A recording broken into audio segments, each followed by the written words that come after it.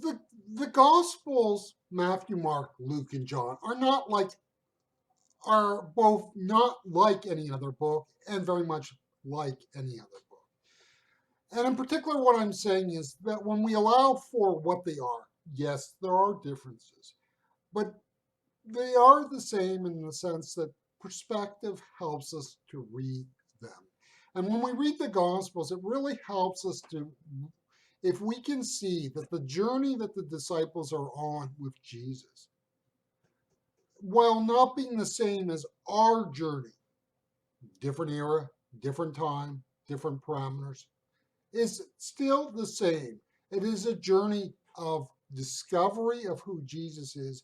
And as you discover who Jesus is, it is a journey of self discovery. In that sense, as a believer in Jesus Christ, our understanding of who Jesus is allows us to truly understand who we are.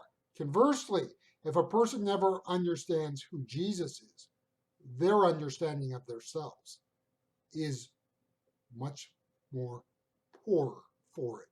Matthew chapter 16 and verse 5 through to verse 7. I'm going to be reading from the New King James Bible, which is found within this study Bible, the New King James Version.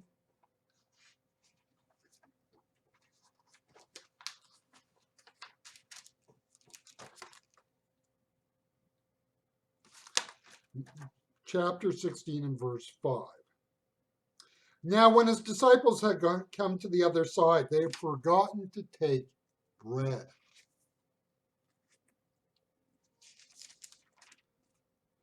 Then Jesus said to them, take heed and beware of the leaven of the Pharisees and the Sadducees. And they reasoned among themselves, saying, is it because we have not taken any bread?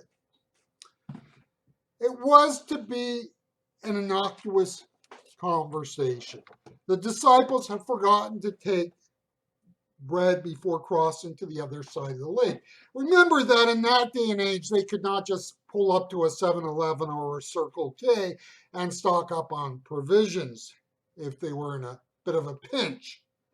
It was a little more than an inconvenience. Jesus overhears the rumblings and uses it, as Jesus does, as a teaching moment. Now the disciples are completely befuddled. They have no clue as to what Jesus is talking about. Jesus, from what I have read in the Gospels, had that ability with his disciples. Now, step back and ponder for a moment what these individuals had seen and experienced.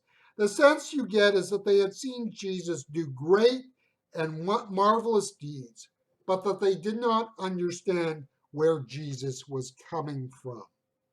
It is like when a person comes into the life of the church from a non-church background, and in the process comes to robust faith in Jesus Christ. And those initial months, and maybe the first couple of years, that person can feel they can continue to live in their old world, even though they have made a faith commitment. The point is that the old life and lifestyle is at odds with the new found faith. If that person does not make a break from the past, then they will eventually make a break with the faith. In those initial months, the person cannot grasp the chasm between the old life and the new life. They are experiencing something new and different, but like these first disciples, they were unable to grasp how much things were different. And the first steps of faith, our understanding of the faith may be shallow. You see, you do not need to be a systematic theologian to follow Jesus. There are some basic truths that need to be understood, and there is the need, of course, to step out in faith and repent of one's sins. If we are to mature in the faith, it will only be as we deepen our understanding of the faith. Spiritual growth and development will not happen unless we commit to learn about the faith. Now, this does not mean we all become systematic theologians.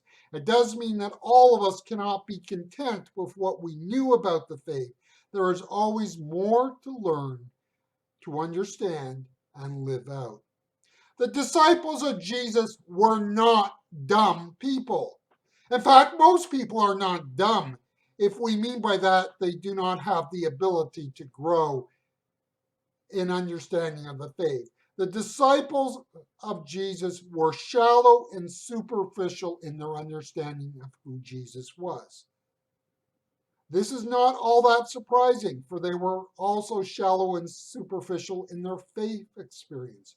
In a way, these are really two sides of one coin. And here we return to the point we made earlier. In order to really understand who you are, you have to understand who Jesus is. And one of the dilemmas as you grow in grace is if you're really going to know who Jesus is, you got to begin to really know who you are. And that's kind of opening up a whole can of worms. And when you look at the disciples, were they like us, all that eager to know who they really were? Just take, for example, Peter. Peter had his issues and problems. We know that. Their knowledge of Jesus and who he was would in time become greater. The faith of these disciples was severely tested and came out of that time stronger and deeper. And notice again how that faith in Jesus became stronger and deeper, but it also changed forever how they viewed themselves as we look forward to say, Peter, he could not be the same. Think of the night when he betrayed Jesus. Are we not glad that Jesus has the patience to allow us to grow and mature in the faith?